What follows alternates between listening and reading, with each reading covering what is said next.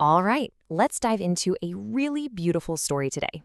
We're going all the way back to the Southern Song Dynasty to talk about the winter solstice, a small act of kindness, and, get this, how a single bowl of sweet dumplings can change absolutely everything. Okay, so I want you to picture this. We're in a small town deep in southern China. It's the winter solstice, the single, coldest, most brutal day of the entire year. We're talking about a wind so sharp it feels like it's cutting right through you. You look up, and there are these long, sharp icicles hanging from every single roof.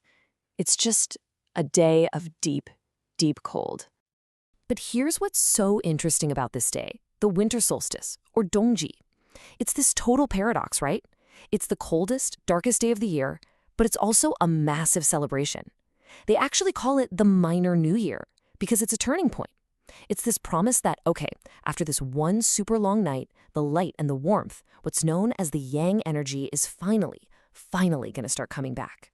So, right in the middle of this freezing town, let's meet our hero, a young chef named Yun.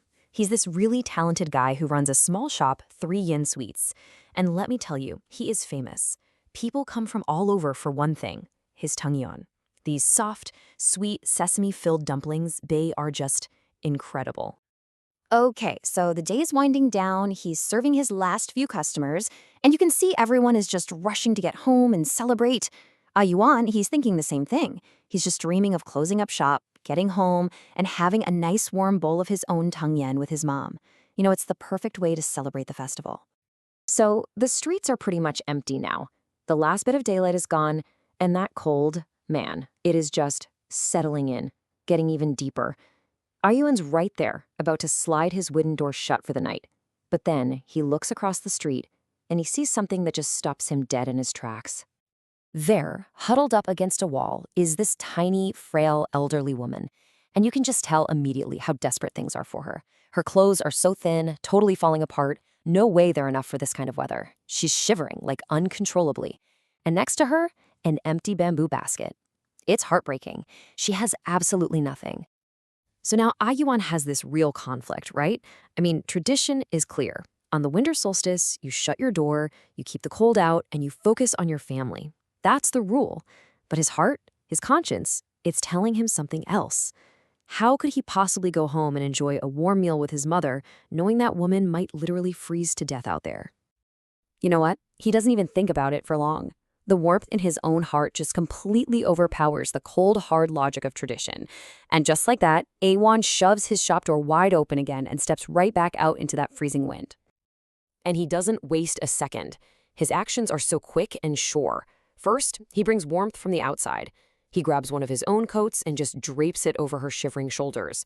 Then, he brings warmth from the inside. He rushes back to his shop and scoops a big, generous serving of his famous sesame tangyuan into a bowl. You can just imagine the steam rising up into the frigid air. And when he hands her the bowl, he tells her, "Grandma, this is the solstice dumpling. Eating it means reunion." I mean, think about that. He's not just giving her food. He's giving her the entire meaning of the festival. He's inviting this total stranger to be part of this sacred tradition of coming together. Now, let's think about it from her perspective for a second. This is so much more than just a meal. The story says that as she takes that very first bite, a long-lost warmth just flows through her entire body. It's a feeling you can tell that she hasn't felt in a long, long time. And the effect is just, wow. You can see colors start to come back to her pale, frozen cheeks. Her eyes fill with tears. Not sad tears, but tears of just overwhelming gratitude. She tries to say thank you, but she's so choked up with emotion, the words just get stuck. And Ayuan's kindness doesn't even stop there. He looks at her and knows she still needs a safe place to be, so he invites her inside his shop.